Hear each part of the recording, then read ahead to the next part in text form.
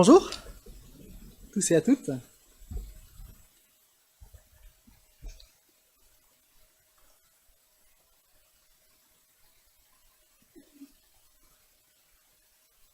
J'ai pas la main sur la... C'est bon? Ok, super. Merci.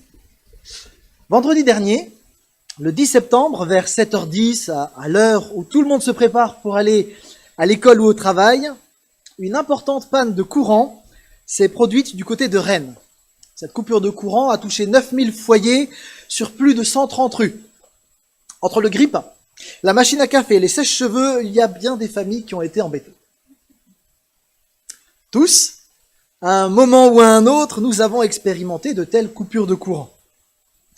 Il arrive que ces coupures de courant se déroulent à des moments plus embêtants que d'autres. Par exemple, le soir. Parce qu'alors, on se retrouve subitement dans une obscurité totale. Alors, à l'aide d'une bougie ou d'une lampe de poche, on doit s'orienter dans le noir, mais on est franchement embêté.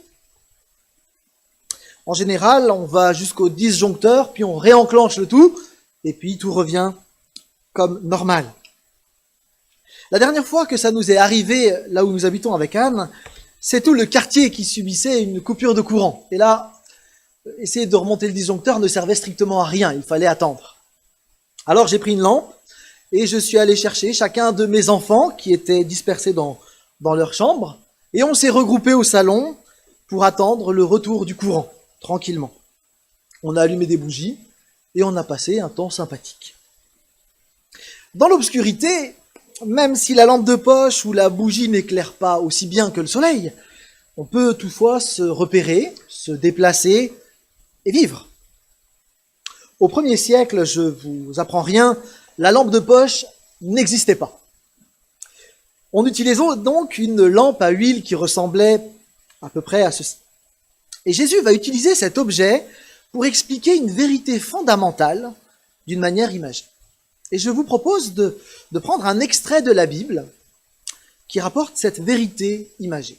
Ce texte, nous le trouvons dans Marc 4, les versets 21 à 23. Alors, vous pouvez prendre votre Bible si vous en avez une, ouvrir les applications Bible si vous avez sur votre téléphone portable, et sinon, elle s'affichera simplement sur l'écran.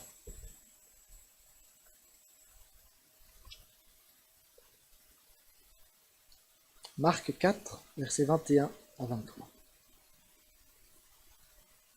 Jésus leur disait encore, « Mettons la lampe sous le boisseau ou sous le lit.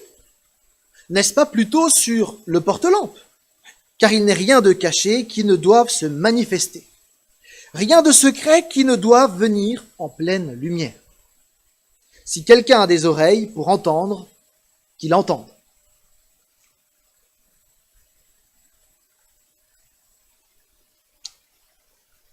Je vous propose de réfléchir de deux manières à ce texte. Quand Jésus a raconté son image d'une lampe qu'on met sous un seau ou sous un lit, les gens ont dû se dire c'est totalement idiot. En fait, c'est le but recherché. Jésus, il veut faire réagir. On comprend bien l'idée de cette image. On ne met pas une lampe à huile sous un seau. Bon, déjà, ça va éteindre la lampe, parce qu'il n'y aura plus d'air. C'est pas très utile. Mais en plus, ça ne va pas éclairer grand-chose, une lampe sous un seau. C'est donc absurde. Mettre une lampe à huile sous un lit, c'est même carrément, franchement, dangereux. On peut mettre le feu à la maison. Alors pourquoi Jésus raconte cette absurdité? Qu'est-ce qu'il veut dire par là? À quoi cette image, elle renvoie? Surtout que Jésus insiste. Il veut qu'on comprenne... J'ai pris la main. Merci. Il veut qu'on comprenne que l'on doit faire très attention à cette image, que celui qui a des oreilles entende. Bon, il faut qu'on s'arrête. Jésus nous met en garde de ne pas passer à côté de ce qu'il est en train d'expliquer. Dans l'évangile de Marc, tout au long du chapitre 4, Jésus est en train de parler de ce qu'il est venu faire sur terre. Et beaucoup de personnes se posaient la question de son identité. C'est qui ce type? Est-ce que c'était un prophète?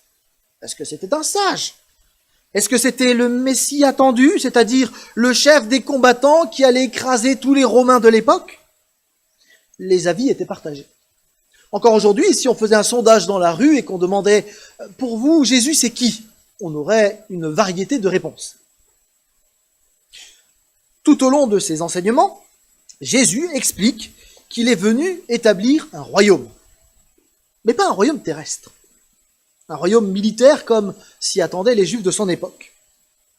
C'est assez facile de comprendre pourquoi les Juifs au 1er siècle avaient envie d'un libérateur militaire. Déjà, dans l'Ancien Testament, la première partie de la Bible, beaucoup de textes annonçaient qu'un libérateur allait venir pour installer la paix et la joie dans tout le pays, même sur toute la terre. Au 1er siècle, l'attente de ce libérateur, elle est énorme. La domination romaine, les contraintes financières, matérielles, pèsent sur le peuple d'Israël. Et cette domination avait réveillé le désir de vivre autre chose, et de nombreuses personnes avaient redécouvert ces textes de l'Ancien Testament, et ils attendaient un libérateur, un chef militaire. Mais le problème, c'est que Jésus prend tout le monde à contre-pied. Si vous lisez les versets qui précèdent ce que nous avons lu, vous verrez que Jésus se présente comme un semeur, un paysan de l'époque. On est loin du prophète, du sage ou du conquérant militaire. Il prend tout le monde à contre-pied. En se présentant comme un semeur, Jésus explique que par sa vie, il semait la parole de Dieu. Une parole appelée à grandir, à porter du fruit.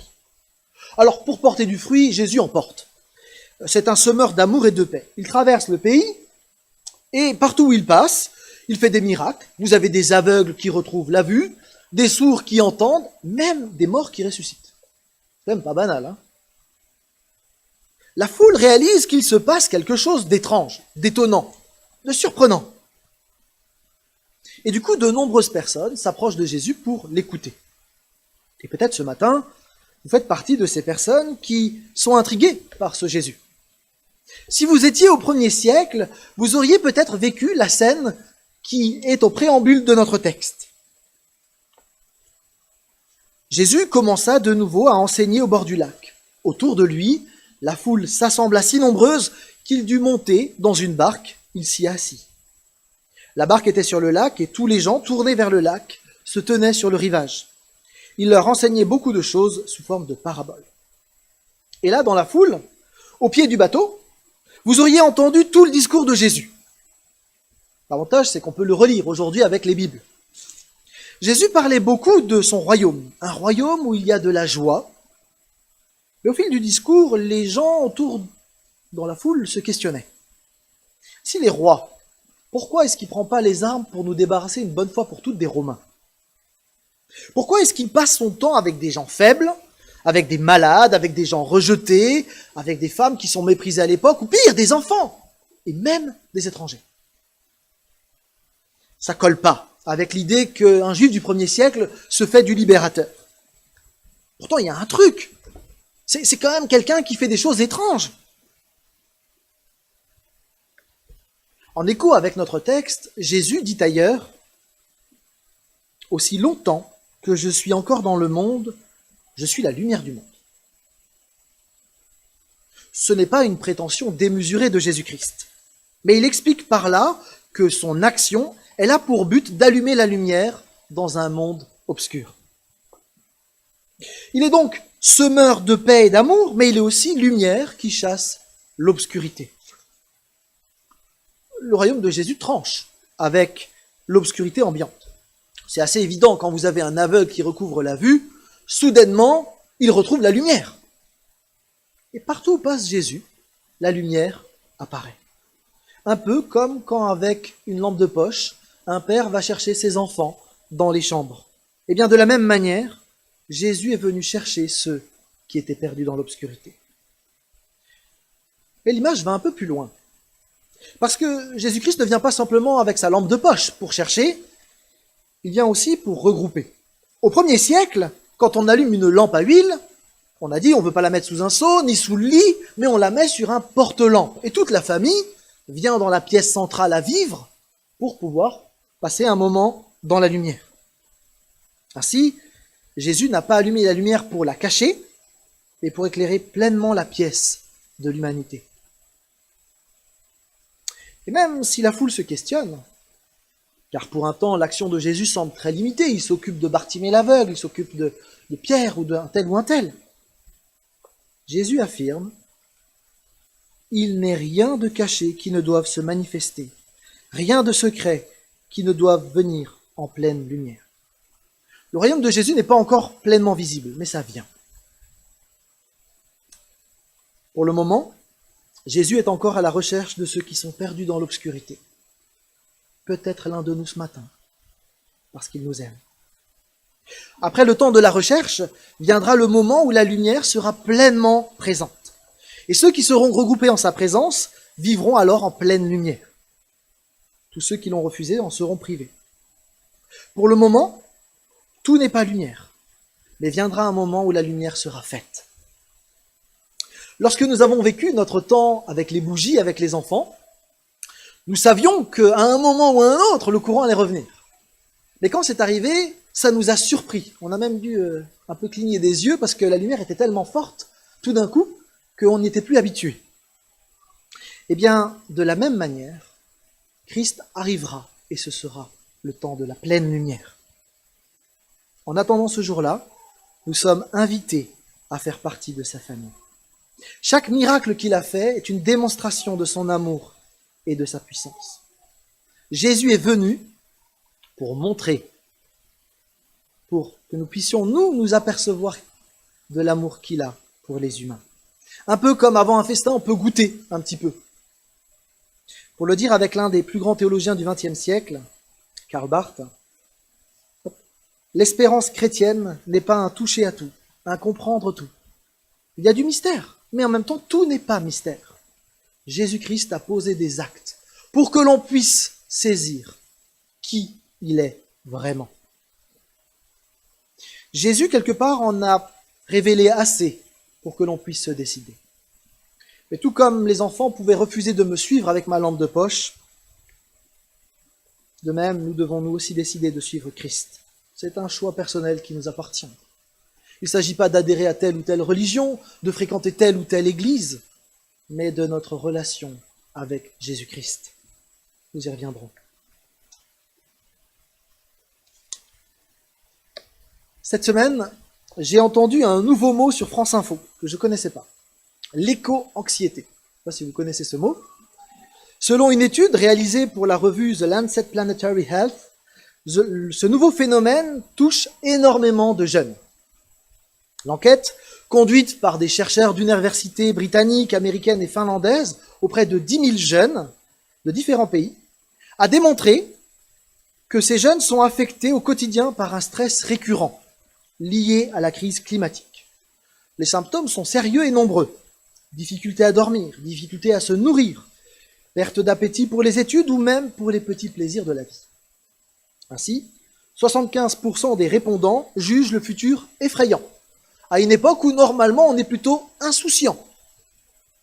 Ces jeunes se sentent impuissants et n'ont pas franchement confiance dans l'action des adultes pour changer la donne. 50% des jeunes interrogés se sentent tristes, anxieux, en colère, démunis ou coupables face à la crise climatique. Si les jeunes sont touchés par l'angoisse et la tristesse, que dire de celles et ceux plus âgés qui vivent le chômage, la maladie ou l'isolement? La Covid, avec tous les débats qui ont suivi, n'ont pas franchement facilité les choses pour que ce soit moins anxiogène. Le monde est plein d'ombres, et on peut l'illustrer de différentes manières. On raconte l'histoire d'un roi très puissant qui voulait regrouper tout le savoir du monde dans une encyclopédie. Alors il a demandé à ses savants, ses chercheurs, de constituer une encyclopédie monumentale. 20 ans de travail, et après 20 ans de travail, les chercheurs sont venus voir le roi en disant « Nous voulons vous présenter le résultat de notre travail ». Et ce roi, très occupé par des guerres, a demandé « Écoutez, faites-moi en un seul volume un résumé de toute l'encyclopédie ». Les chercheurs sont repartis au travail, et 5 ans plus tard, ils présentent au roi un volume particulièrement soigné. Et le roi était préoccupé par une affaire internationale et il a laissé le volume de côté et le temps est passé. Soudainement frappé d'une maladie, le roi alité, mourant, fit venir son conseiller le plus proche et lui demanda de résumer en une phrase tout ce qu'il y avait dans ce volume. Le conseiller résuma. Sire, le monde souffre. Le monde est plein d'ombre. Il n'y a pas que ça, évidemment, fort heureusement, mais à y regarder de plus près, il y a bien des souffrances et des difficultés. Jésus, nous l'avons lu, propose sa lumière pour aider les humains que nous sommes. Mais il existe d'autres lumières. Ces lumières sont toutefois pas de la même qualité. Elles donnent l'apparence d'éclairer pendant la nuit, mais en réalité, ce sont ce que j'aimerais vous proposer d'appeler des néons de l'illusion. Ce sont des lumières qui attirent vers des fausses pistes. Elles impressionnent, elles tapent à l'œil, mais ces fausses pistes finissent toujours, tôt ou tard, par laisser un vide, un manque. Et il ne peut en être autrement, car seul Christ est la vraie lumière. J'aimerais l'expliquer quelques instants. L'être humain, nous, chacun d'entre nous, qu'il le sache ou non, est un être créé par Dieu. Il est façonné à son image. Ainsi, nous sommes capables de choisir, de penser, de rêver, d'imaginer, de créer, de nous souvenir, d'anticiper et d'aimer. Et qu'il s'en rende compte ou pas, l'être humain a été configuré au départ pour vivre une relation avec Dieu, pour trouver sa joie dans cette relation avec le Créateur. Et se passer de cette relation conduit nécessairement à une forme de vide. C'est le philosophe Blaise Pascal qui l'exprime probablement le mieux avec cette expression que vous connaissez peut-être. Il y a dans le cœur de chaque homme un vide en forme de Dieu, et nul autre que lui ne peut le combler. Il précise sa pensée. Il y eut autrefois dans l'homme un véritable bonheur, dont il ne lui reste maintenant que la marque et la trace vide, qu'il essaye de remplir inutilement avec tout ce qui l'environne, recherchant dans les choses absentes le secours qu'il n'obtient pas dans les présentes. Or, toutes sont inadéquates, parce que ce gouffre infini ne peut être rempli que par un objet infini et immuable, c'est-à-dire Dieu lui-même. Que l'on en soit conscient ou pas, l'être humain, parce qu'il a été créé par Dieu, porte en lui les traces du Dieu créateur. D'ailleurs, en écho à cette vérité, l'être humain vit dans un monde qui ne cesse de rendre gloire à Dieu. Et nous nous sentons étranges devant les beautés de la création. L'immensité de l'océan témoigne de la grandeur de Dieu. Les montagnes millénaires parlent de son éternité. La multitude des paysages signale sa créativité sans limite. Les étoiles dans le ciel, qui sont autant de soleils à la puissance non mesurable, disent des choses de la force de Dieu. Il y a d'autres traces du projet de Dieu en nous. L'être humain que nous sommes tous animés par des aspirations qui sont celles que Dieu a mis en nous. Celles d'un rêve d'une société juste, égalitaire, où il n'y a pas de souffrance, où tout le monde est heureux, joyeux. Pour le dire autrement, l'être humain garde en lui la trace du royaume que Dieu veut mettre en place. Ce monde créé parfait par Dieu a été abîmé par le mal. Et l'être humain ne cesse de vouloir remplir le vide. C'est le philosophe catholique Jean Brun qui dit ceci: « Depuis que l'homme a une histoire, il n'a cessé de travailler à substituer au jardin d'Éden, dont il gardait la nostalgie, un paradis terrestre que la science et la technique lui assuraient être à portée de main. » Face à l'obscurité du monde, les fausses lumières s'en donnent à cœur joie. Elles donnent l'illusion que l'être humain pourrait s'en sortir seul, sans Dieu. Néon de l'illusion. La Covid a fait tomber pas mal de ces néons de l'illusion. La réalité de la mort, qu'on essaye parfois de cacher, a été remise en avant avec un décompte très morbide que nous vivions tous les jours. La mort peut frapper tout le monde n'importe quand. Et cette réalité met en lumière quelque chose que nous ne voulons pas voir. Nous sommes fragiles et nous avons besoin d'une vraie lumière. Pas juste d'un néon qui passe, et de la lumière qui conduit vers l'éternité avec Dieu. Il n'est rien de caché qui ne doive se manifester, rien de secret qui ne doive venir en pleine lumière. Si quelqu'un a des oreilles pour entendre, qu'il entende. Jésus est venu, véritable lumière dans l'obscurité, dans un monde marqué par la violence et la souffrance, et Jésus-Christ a montré qu'il aimait les humains, tous. Et il a ouvert un chemin vers le royaume dont il est le roi. Autrement dit, Jésus n'est pas indifférent à ce que chacun d'entre nous pouvons vivre et à ce que nous vivons en tant qu'humanité. Christ est venu pour donner et dire son amour. Il a posé des actes concrets. Et l'acte le plus fort qu'il a posé, c'est la croix. Cette croix, elle est plantée majestueusement dans l'histoire de l'humanité, qui, je vous rappelle, dans notre Occident, notre histoire tourne autour de cette croix. On compte avant et après Jésus-Christ. Cette croix est là pour affirmer que dans la pire des facettes de l'humanité, la mort sous torture, l'amour de Dieu n'était pas absent. Il a donné sa vie, définitivement. Et cette croix est une fenêtre qui ouvre sur la réalité grandiose de ce qui attend ceux qui placent leur confiance en Jésus-Christ. Alors contrairement aux néons de ce monde, Jésus n'a pas gagné des followers sur Facebook, ni des consommateurs, il n'a pas gagné plein d'argent, il n'a pas cherché à vider notre compte en banque, il n'a fait que nous aimer, pleinement, radicalement, absolument.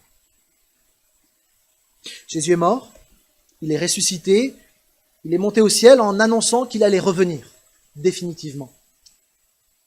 À ses disciples, à son Église, il a demandé de continuer de porter la lumière en attendant son retour glorieux. La bonne nouvelle, l'Évangile, c'est cette annonce de l'amour de Jésus-Christ pour l'humanité. C'est pas une annonce qui peut rester secrète. On ne peut pas la mettre sous le seau ou sous le lit. C'est une annonce qui doit être partagée, parce que c'est le plus beau message pour l'humanité.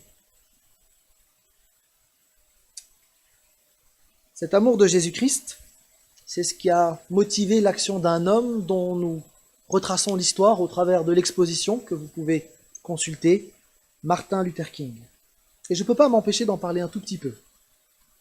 Martin Luther King était un adolescent quand il a découvert l'horreur des guerres, de la Grande Guerre, de la Deuxième Guerre mondiale.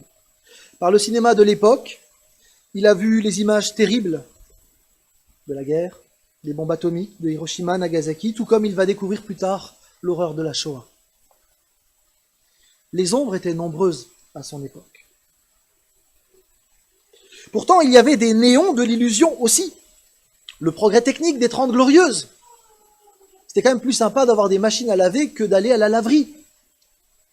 Il y avait aussi la musique festive, le jazz, le blues, le rock'n'roll. Mais ces néons de l'illusion cachaient mal une autre réalité, bien plus sombre. Celle de la ségrégation entre les blancs et les noirs, qui étaient considérés alors comme inférieurs aux blancs en toute chose. Alors que l'abolition de l'esclavage avait été signée il y a plus de 100 ans, Martin voit la réalité et la violence de la ségrégation. Noirs et blancs ne fréquentent pas les mêmes écoles, ils n'habitent pas les mêmes quartiers, ils ne doivent pas manger côte à côte dans les restaurants, et d'ailleurs certains restaurants ou bars ne les servent pas. Le mariage mixte est interdit. Et pourtant, au milieu de cette obscurité, mal camouflée par les néons, Martin Luther King découvre Jésus-Christ. Et dès lors, son seul désir, et jusqu'à la fin de sa vie, va être de servir Jésus-Christ, de faire la volonté de Dieu. Trop peu de biographies montrent à quel point c'est ce Jésus-Christ qui a changé la vie de Martin Luther King. C'est assez étonnant parce que chaque dimanche, Martin Luther King, qui était un pasteur évangélique, prêchait. Et il racontait le message de l'évangile de Jésus-Christ. Il en parlera jusqu'à son dernier souffle lors de l'attentat qui le priva d'une longue vie. Ayant découvert la lumière de Jésus-Christ, cet homme, qui avait compris ce que cela impliquait, avait décidé de partager la bonne nouvelle en paroles et en actes. En actes, lorsqu'il a lutté pour les droits des Noirs, notamment avec l'affaire des bus de Montgomery, mais aussi lors du discours « I have a dream ». Si vous venez cet après-midi, vous aurez la présentation d'une vidéo qui vous explique comment ce discours a été fait. Et Martin Luther King, on lui doit cette phrase une phrase que j'aimerais vous laisser. L'obscurité ne peut pas chasser l'obscurité. Seule la lumière le peut. La haine ne peut pas chasser la haine. Seul l'amour le peut.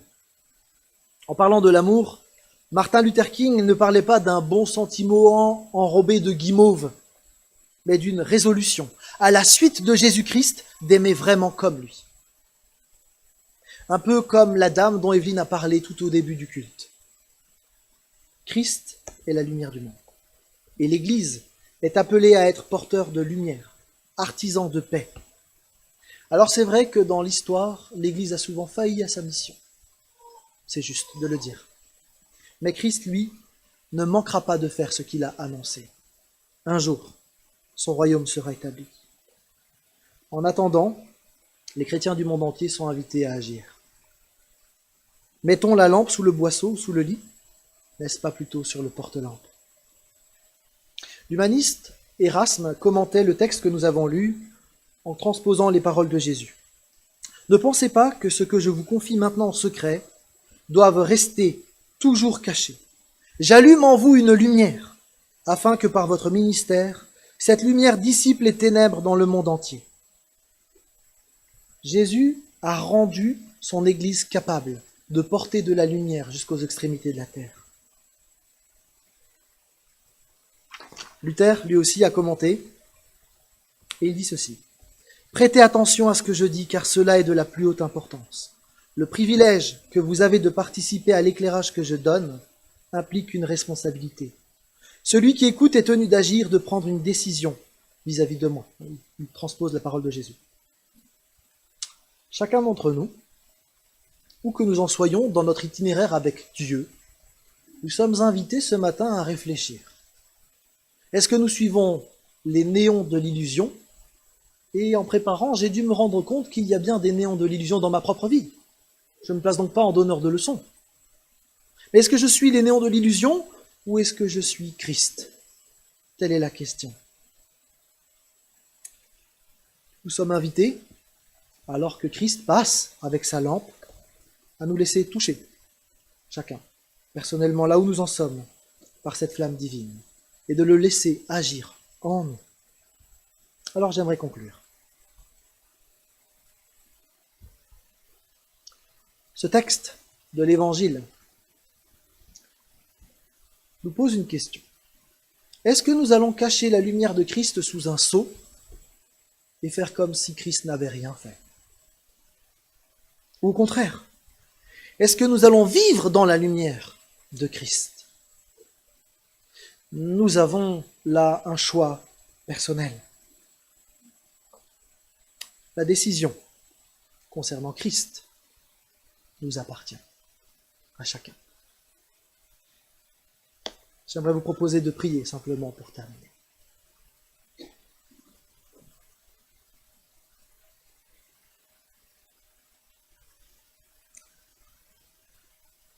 Seigneur Jésus-Christ, merci parce que tu es venu sur cette terre. Tu n'as pas laissé l'humanité dans l'obscurité en disant débrouillez-vous. Mais tu es venu pleinement. Tu es venu sur cette terre et tu as montré de diverses manières la façon dont tu t'intéresses à chacun, chacune. Et nous tous qui sommes dans cette salle, nous pouvons réaliser au travers de la manière dont tu entrais en relation avec des gens de tout âge, de toutes conditions sociales, des hommes et des femmes, nous pouvons réaliser que tu nous aimes, nous, chacun personnellement aussi.